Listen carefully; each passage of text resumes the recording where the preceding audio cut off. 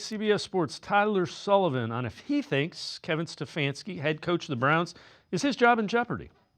I put it at 1. It's warm, but in reality, it really should be 0, because if you use this exercise and say, okay, let's just play the game that the Cleveland Browns do fire Kevin Stefanski, the next hiring cycle, he's probably the #1 head coaching candidate to be hired by any respective NFL team. So it kind of reminds me a little bit of what the Tennessee Titans did a couple of years ago with Mike Vrabel, where he got fired and not too long later, he was one of the top, if not the top head coaching candidate that next hiring cycle. So I think that would be the case for Kevin Stefanski, but given the way that the organization has gone over the last couple of years, you can't necessarily rule it out. Maybe they do decide to just kind of blow the entire thing up. You have ownership this offseason calling the Deshaun Watson trade and extension a big swing and miss. They're putting this roster on notice. They want to see what Kevin Stefanski can do. Of course, the draft was a little weird. You know, you come away with 2 quarterbacks,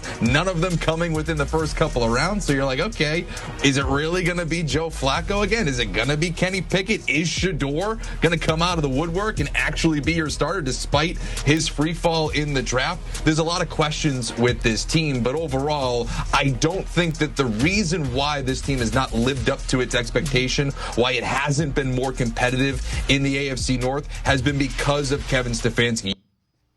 With that, let's welcome in Sam Monson, 33rd team, as well as co-host of the Check the Mic podcast.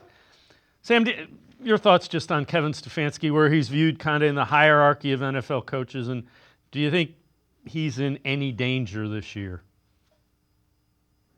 Well, I think head coaches in the NFL are always in danger if results aren't there. And it may be harsh, it may not be particularly fair, but it's a results-driven business, and ultimately they are the most expendable of the kind of top-level decision makers, right? You've got head coach, general manager, ownership. Well, ownership isn't going to fire itself, so you've only got 2 places to direct your ire if you decide that heads need to roll after a given season: the general manager or the head coach. Maybe, you can placate them by firing a coordinator or a lower-level coach, but generally speaking, when somebody has to be held accountable, it tends to be the head coach. But I think Stefanski has built up a lot of credit in terms of what he's already done, in his coaching career with this team. I agree with the clip there that he would be an extremely attractive head coaching candidate if he was fired from the Browns. And ultimately, I think a lot of it rests on that dynamic with Deshaun Watson and ownership. To what extent was this an ownership-driven decision, an ownership-driven swing of the bat that ultimately missed and whiffed and resulted with the situation that they're in right now? If that was a Jimmy Haslam-led swing at the bat, and he, acknowledges that and is aware of that, then I think Andrew Berry and Stefanski probably have some decent amount of, room in this, because there will be an understanding that this is not really their fault, right? We are in a bad situation that I put us in, so I can't really hold you guys responsible for that. And they put themselves in a position where, they're kind of aiming at next season. You look at what they did in the draft, in particular, coming out with 2 first-round picks next year.